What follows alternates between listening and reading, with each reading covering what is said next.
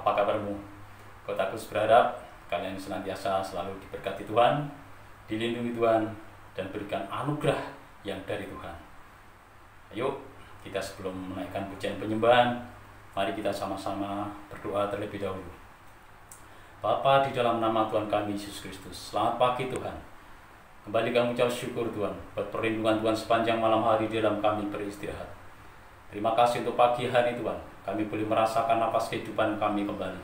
Kami boleh merasakan hari yang baru, kekuatan yang baru, hikmat yang baru, berkat yang baru yang dari Tuhan. Terima kasih Tuhan, sebentar kami menaikkan pujian penyembahan kami. Biarlah semua berkenan di hadapan-Mu, menyenangkan hati-Mu, menyukakan hati-Mu. Turunkan roh hikmat, roh wahyu pengertian-Mu kepada setiap kami Tuhan. Dan biarlah kami boleh menyembah Engkau Tuhan, sehingga penyembahan kami ini Tuhan benar-benar menyukakan hati Tuhan. Terima kasih Tuhan, kami serahkan waktu sepenuhnya ke dalam tangan kuasa-Mu. Di dalam nama Tuhan Yesus, kami mengucap syukur, kami berdoa. Amin.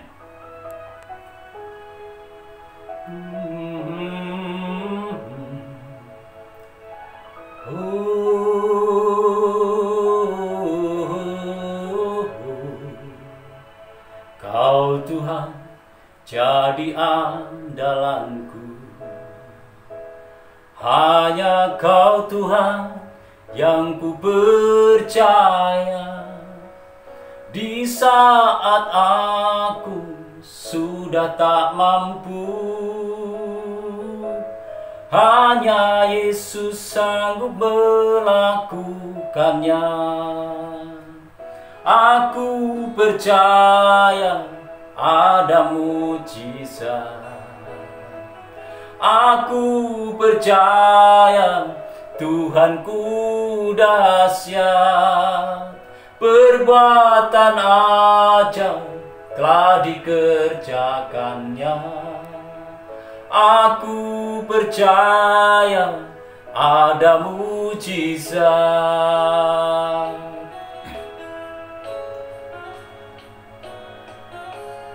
Kau Tuhan jadi andalanku, hanya Kau Tuhan yang ku percaya. Di saat aku sudah tak mampu, hanya Yesus sanggup melakukannya. Aku percaya ada mujizat. Aku percaya Tuhanku dahsyat. Perbuatan ajaib telah dikerjakannya. Aku percaya ada mujizat. Aku percaya ada mujizat. Aku percaya Tuhanku dahsyat. Perbuatan ajaib telah dikerjakannya. Aku percaya ada mujizat.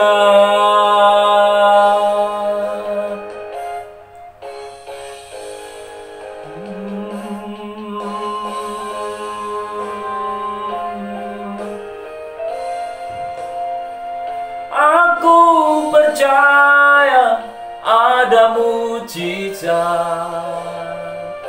Aku percaya Tuhanku dahsyat. Perbuatan ajaib telah dikerjakannya. Aku percaya ada mujizat. Aku percaya, aku percaya, aku percaya, aku percaya firman-Mu nyata. Amin. Tuhan, kami mengucap syukur. Ini penyembahan kami sebagai doa kami kepadamu ya Tuhan. Terima kasih Tuhan, terima kasih. Kiranya Engkau berkenan menerimanya Tuhan, setiap penyembahan kami, pujian kami ini Tuhan. Terima kasih Bapa, terima kasih. Sebentar kami mau dengarkan setiap kebenaran firman-Mu yang disampaikan oleh hamba-Mu Tuhan. Berkati hamba-Mu yang menyampaikan kebenaran firman-Mu. Biar setiap apa yang keluar dari mulut bibir lidahnya semuanya berasal dari-Mu saja. Terima kasih Tuhan, terima kasih. Kami serahkan waktu sepenuhnya ke dalam tangan kuasa-Mu. Setiap kita yang diberkati dan siap terima firman Tuhan, katakan amin. Selamat pagi, Shalom Young Leaders.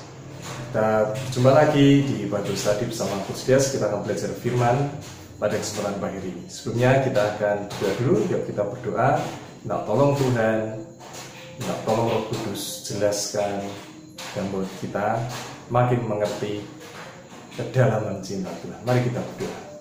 Tuhan Yesus, terima kasih untuk saat hari ini, buat kami menangkap apa yang menjadi pesan Tuhan dalam hidup kami masing-masing. Roh Kudus tolong kami, beri kami pengertian, ubah kami, berkati kami. Dalam nama Yesus, semua yang terbelenggu dibebaskan, semua yang terikat Tuhan lepaskan. Terima kasih Tuhan, dalam nama Yesus. Amin. Dan leaders, apa kabarnya? Semua sehat dan baik ya? Ya, pada pagi hari ini kita akan belajar firman dengan judul karya terbesar. Karya terbesar. Karya adalah hasil perbuatan atau ciptaan. Oke, hasil perbuatan atau ciptaan. Contoh, kita bisa tahu dari salah satu pelukis terkenal di dunia, Leonardo da Vinci. Dia punya sekian banyak hasil karya yang luar biasa, lukisannya yang terkenal. Dua di antaranya adalah lukisan perjamuan terakhir Tuhan Yesus, dan juga ada satu lagi Mona Lisa, lukisan Mona Lisa. Jadi lukisan Mona Lisa ini salah satu karya terkenal dari Leonardo da Vinci. Itu disebutkan replikanya terjual dengan harga 8,62 miliar. Ya, jumlah yang cukup banyak, sangat banyak untuk lukisan terjual seperti yang aku sebutkan tadi. Angkanya luar biasa. Kedua, kita juga bisa belajar dari prestasi atau hasil karya dari Michael Jordan di bola basket. Michael Jordan ini bahkan mendunia, begitu mendunia ya. Siapapun untuk di dunia basket tentu kenal Michael Jordan. Nomor punggung, nomor kaosnya berapa? 23. Nah, Michael Jordan punya prestasi. Prestasinya apa? Dia juara NBA 6 kali. NBA itu liga basket di Amerika yang terkenal. Banyak pemain terkenal di sana, luar biasa. Dan Michael Jordan bawa timnya, dia juara sampai berapa kali? 6 kali. Wow, ya luar biasa, keren. Masih banyak orang deretan hasil prestasi Michael Jordan. Di antaranya NBA finalis MVP. Berapa kali? 6 kali. Tidak 1, 2, tapi sampai 6 kali. Dan juga masih ada lagi NBA All-Star. All-Star itu di mana semua pemain bintang NBA dikumpulkan bertanding bersama. Namanya pemain bintang berarti tidak sembarang pemain, hanya pemain yang sungguh-sungguh hebat, pemain bintang dikumpulkan main bareng. Dan Michael Jordan berapa kali? 14 kali. Yang berikutnya juga dia masuk dalam NBA Hall of Fame yang terkenal. Itu karya dari salah satu di dunia sport, di basket, Michael Jordan. Itu karya yang luar biasa. Nah, yang leaders, pada pagi hari kita mau belajar tentang karya dari Tuhan kita yang terbesar. Untuk itu kita akan belajar pertama yang namanya manusia jatuh dalam dosa. Dari semua ciptaan Tuhan yang diciptakan segambar dan serupa dengan Tuhan adalah manusia. Jadi manusia adalah ciptaan yang paling mulia. Saat itu Tuhan tempatkan manusia di Taman Eden untuk mengelola semua yang ada di sana. Dan Tuhan berfirman kepada Adam untuk tidak makan buah dari satu pohon di taman itu, dari pohon-pohon yang baik dan yang jahat, jangan dimakan. Kemudian setelah itu Adam tertidur dan Tuhan ciptakan Hawa dari tulang rusuk Adam. Pada suatu hari Hawa sedang berjalan-jalan di Taman Eden yang leaders. Lalu apa yang terjadi? Dia ketemu ular. Ular dikatakan adalah binatang yang paling cerdik. Ya, paling cerdik. Dan ularnya adalah setan, iblis itu sendiri. Si iblis tidak mau melihat ciptaan Tuhan happy, gembira. Dia coba seret untuk melanggar perintah Tuhan. Ular memutarbalikkan perkataan Tuhan di hadapan Hawa. Dikatakan, wah tidak boleh dimakan semua ya, kasihan ya, kira-kira gitu ya. Kemudian Hawa bilang, tidak, hanya satu yang tidak boleh dimakan, pohon-pohon yang baik dan jahat.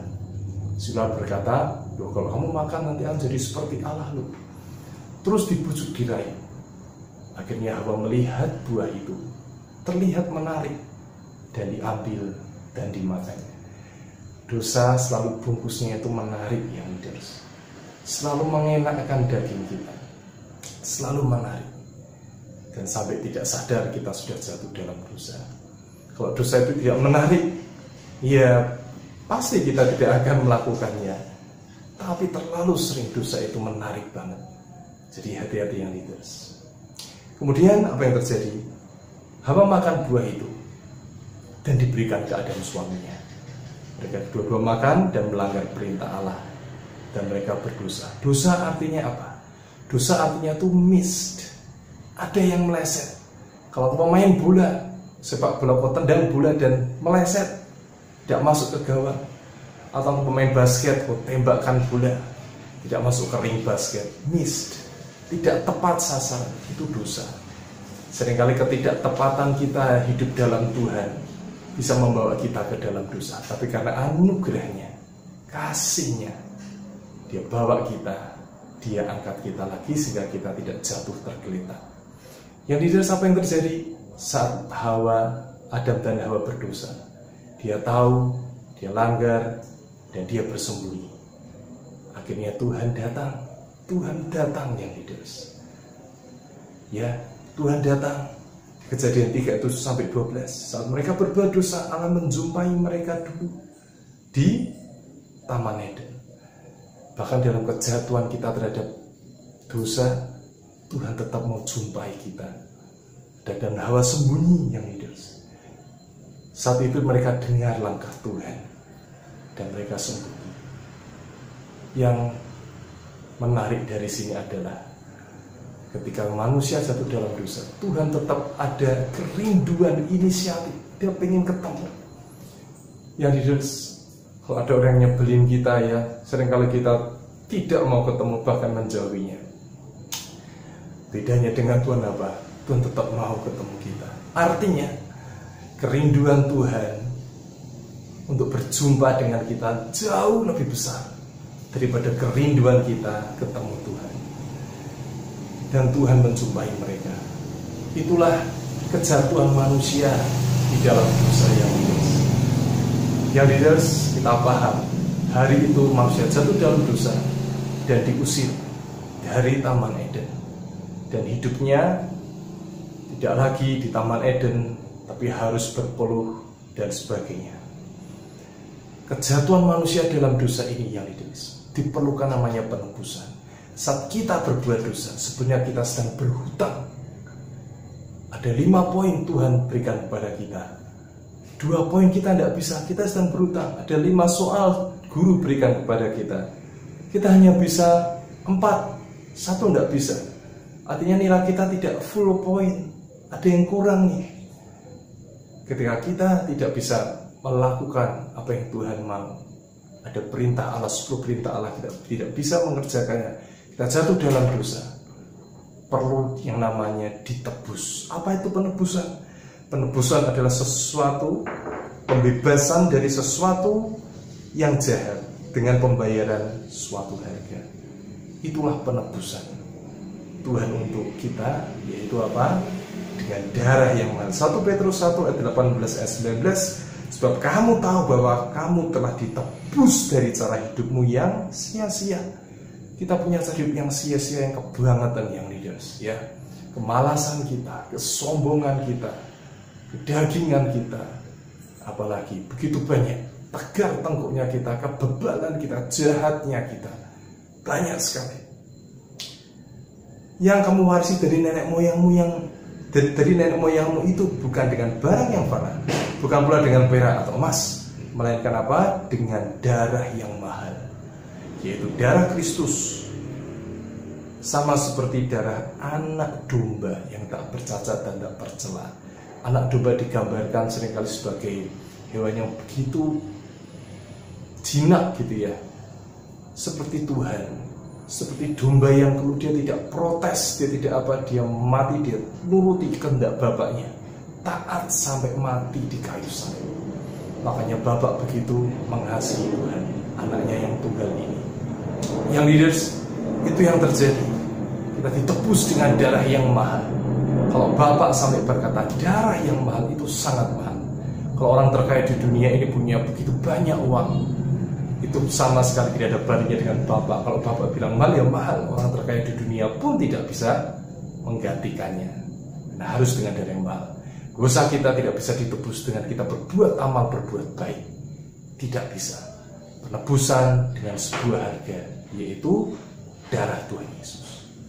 Nah, yang leaders, oleh karena itu untuk kita terima yang namanya sebuah penebusan ini, kita perlu yang namanya pertobatan.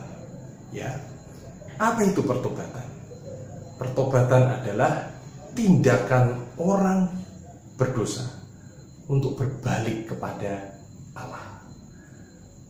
Jadi kita yang semula berjauhan, berjarak dengan Tuhan, kita kembali ke Tuhan. Kita tinggalkan semua cara hidup kita yang lama, yang tidak taat, yang sering berontak, sering protes, ya, dan sebagainya. Dan Roh Kudus yang menginsafkan akan dosa, dan ada perubahan dalam pikiran kita. Dulunya pikiran kita menyenangkan diri sendiri, tapi sehari itu kita bertobat, pikiran kita tidak lagi kepada diri sendiri. Kita memikirkan apa? Orang lain. Kita pikirkan orang tua kita mulai hormat mereka. Amin yang leaders. Firman berkata dalam Yohanes, karena itu tadi aku berkata kepadamu bahwa kamu akan mati dalam dosamu. Sebab jikalau kamu tidak percaya bahwa akulah dia, kamu akan mati dalam dosamu. Jadi satu-satunya kita tidak mati dalam dosa kita adalah kita percaya kepada Tuhan. Ingat, ujung dosa ialah kebinasaan. Hanya satu bisa selamat dari kita percaya kepada Tuhan Yesus. Ada sebuah kisah di perjanjian baru, yaitu penjahat. Penjahat ini bertobat. Lukas 23 ayat 33 sampai 43. Sebelah satu yang lain penjahat ini menghujat Tuhan.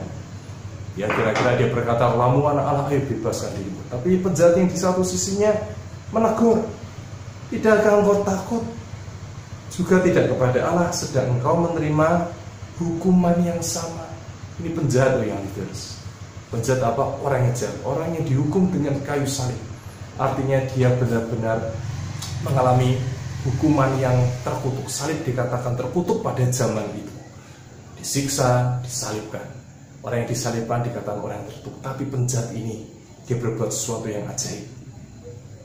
Dan Yesus berkata kepadanya, "Aku berkata kepadamu, sesungguhnya hari ini juga engkau akan ada bersama-sama dengan aku di dalam Firdaus." Pertobatan bagi kita masuk ke surga. Ini karya terbesar. Karya terbesar dalam kita lewat kematiannya, pengorbanannya, dan dia bangkit. Yang leaders ini ajaib sekali yang leaders. Padahal penjahat ini cuma kurang sedikit lagi dia mati, tapi detik sebelum dia mati dia bertobat.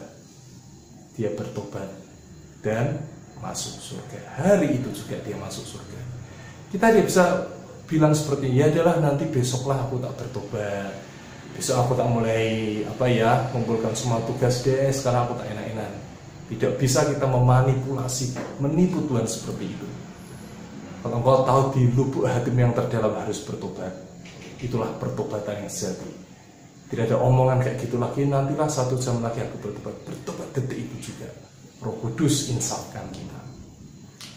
Kita juga melihat yang leaders. sebuah karya yang ajaib ini, kita mengerti hanya Tuhan yang bisa tolong kita. Dan yang terakhir, yang leaders, yang terakhir, kita mau belajar hidup bagi Kristus. Ada langkah demi langkah. Yang pertama, di hadapan Tuhan akui dosa, kesalahan, pelanggaran kita. Kalau kita tidak mengaku, berarti kita tidak merasa. Orang yang mencontek sekali, deg-degan, 2-3 kali mungkin masih deg-degan, yang keempat 5 kali sudah tidak deg-degan lagi, kan sudah terbiasa berbuat dosa. Hari ini ada berita baik, kabar baik. Ayo akui dosa kita di hadapan Tuhan. Kita mengaku, aku salah, aku mencontek itu salah ya. Ampuni aku Tuhan. Kok baru tahu mencontek itu salah. Tapi yang leaders, dengan mengaku dosa kita dihapuskan, dengan kita minta ampun, kita dikuatkan lagi. Coba ikuti langkah ini bersama Coach Dias. Kita tutup mata, kita berdoa. Turukan Coach Dias berdoa. Tuhan Yesus, ampuni dosa pelanggaranku. Ampuni aku yang suka berbohong. Ampuni aku yang suka mengutamakan diri sendiri. Ampuni aku Tuhan, yang sudah begitu banyak melakukan yang tidak Engkau suka. Kesombongan, ketidaktaatan, kemalasan, berbuat seenaknya sendiri. Ampuni Tuhan. Terima kasih Tuhan, dalam nama Yesus. Amin. Setelah kita mengakui dan minta ampun, langkah yang berikutnya adalah ayo hasilkan buah pertobatan. Yang dulunya mencontek tidak lagi mencontek. Yang dulunya suka tidak taat, suka berbohong, suka malas, suka nonton semuanya padahal kegiatan pembelajaran, ayo bertobat. Hasilkan buah pertobatan, mulai fokus kepada Tuhan, mulai mencari Tuhan. Ya, dan yang kelima, yang keempat, hidup bukan lagi milik kita sendiri. Kita tahu hidup kita adalah milik Kristus, hidup kita bagi Kristus. Isi hidupmu dengan cinta, isi hidupmu dengan penuh tanggung jawab. Isi hidup kita dengan hal-hal yang ilahi, yang berkenan. Isi hidup kita dengan baca firman. Isi hidup kita dengan doa, pujian, penyembahan. Dan yang kelima adalah hidup seturut kehendak Tuhan. Kalau engkau tahu saat ini hidupmu bukan lagi milikmu sendiri, milik Tuhan, ayo hidup seturut kehendak Tuhan. Belajar mencari apa yang Tuhan suka. Kalau engkau bisa mencari apa yang papa, mama, orang tuamu suka, keluargamu suka, sehingga orang tua kita tersenyum, ya, bahkan memberikan hadiah kepada kita. Hal yang sama dengan Tuhan. Apa yang kira-kira membuat Tuhan suka ya? Oh, Tuhan suka aku tidur tidak malam-malam. Tuhan suka aku bangun pagi untuk mencari Tuhan. Oh ya, Tuhan suka aku baca firman rutin setiap hari. Oh ya, Tuhan aku suka lebih banyak berdoa. Oh ya, Tuhan suka aku harus lebih taat lagi kepada orang tua, kepada guru. Oh ya, Tuhan suka untuk aku menyampaikan firman, mendoakan orang lain.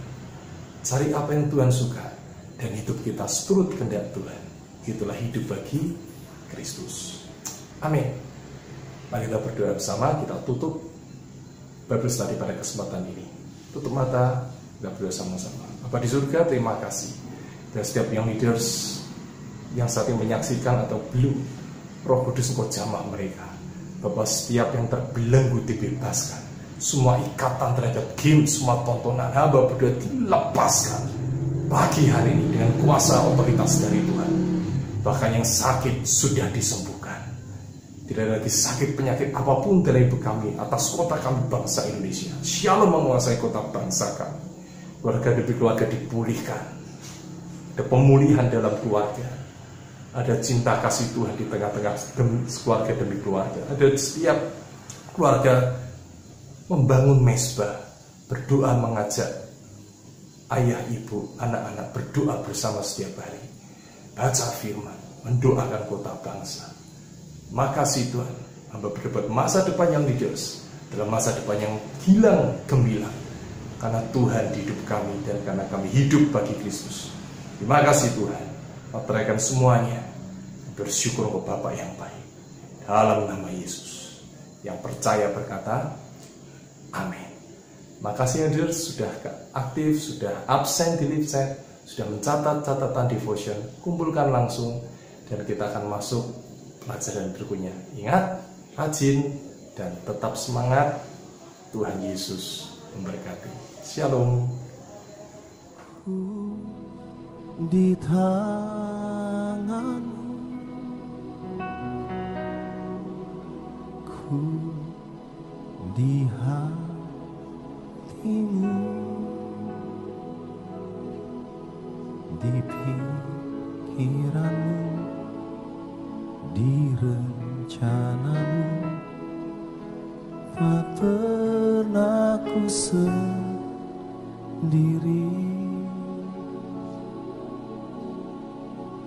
Ku di tanganmu, ku di hatimu,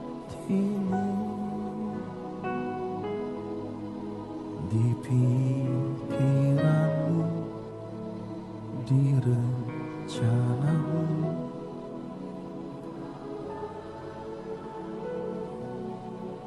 Gagal